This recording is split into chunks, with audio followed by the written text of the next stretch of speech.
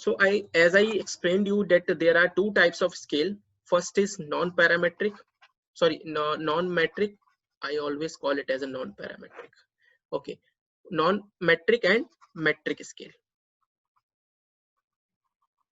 Right, non-metric scale, this is your nominal and ordinal. Right, in the metric scale, first interval scale, second is your ratio scale.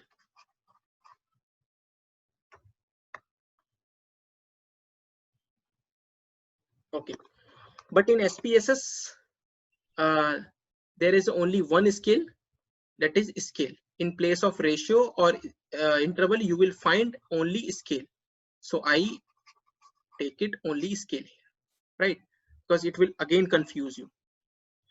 Nominal scale means a categorical scale or categorical variable. If you have, this means your categorical means you have some categories, yes and no, right? For yes and no, one for yes, two for no. Male and female, one for male, two for female, right? Are you satisfied or not? So again, satisfied and not satisfied. So one for satisfied, two for not satisfied, right? You can increase this also, like age. Age can be your ratio scale and your nominal scale. Age can be your nominal and ratio, depends how you designed your question.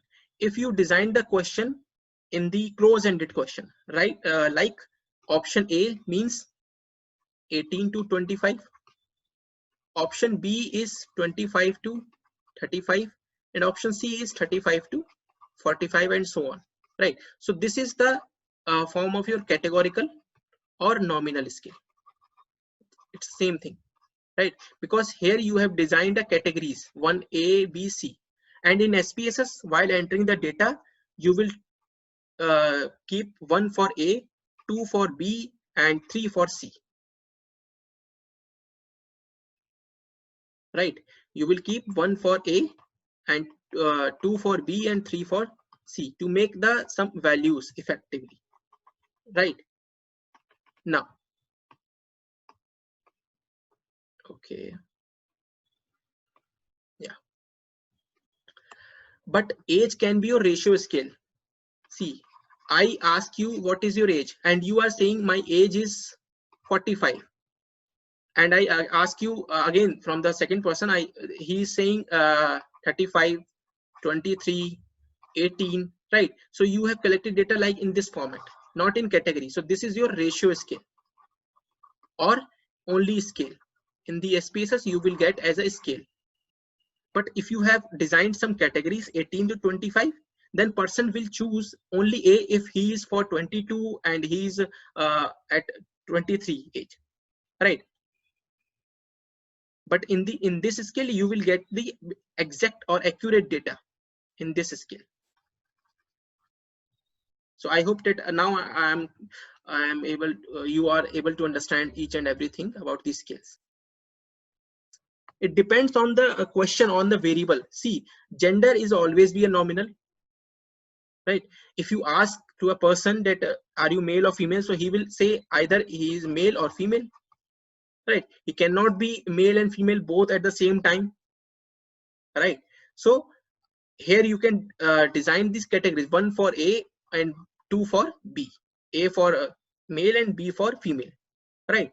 So there are see, I ask you that are you married, so you will say yes and no, of course. So one for yes and two for no. Ordinal scale is what in this you make some preferences, you give a ranking.